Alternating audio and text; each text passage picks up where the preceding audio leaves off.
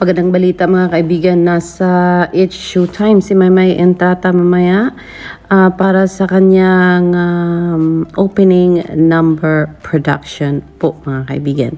So pakakabangan po natin si Maymay at kung may aabangan pa ba tayo after ng kanyang opening prod, hindi pa po natin malalaman. Basta ang importante, ngayon ay alam natin na mamaya ay nasa It's Showtime daw po ang isang Meridel Maymay Entrata from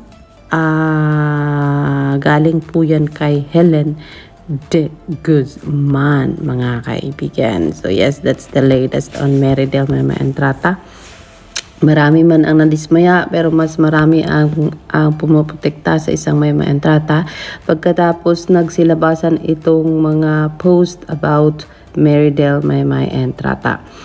Sabi ni Dale, be unapologetic and live your life the way you want to. Prioritize your happiness, self-worth, and inner peace. Don't dare doubt your value just because of others' opinions.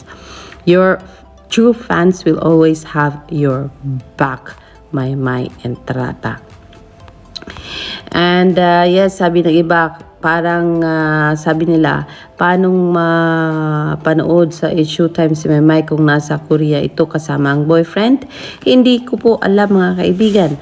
Kasi ang alam natin ay may production number si Maymay Entrata mamayang tanghali. Bless is saying, focus on what makes you happy, Maymay.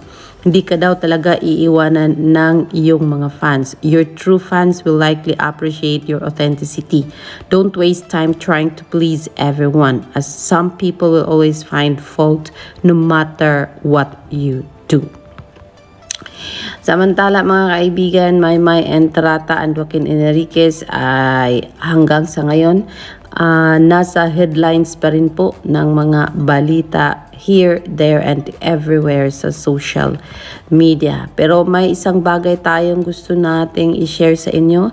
Itong music ni Maymay na Masunog Man. Diba? Kasi nga daw po itong Masunog Man ay pasok sa... Saan ba yun mga kaibigan? Wait, meron tayong screenshot niyan kanina. Kanina ba natin ginawa? One Music Philippines Top 12 Maymay Entrata songs nan ang Makabugera Division pasok sa top 12.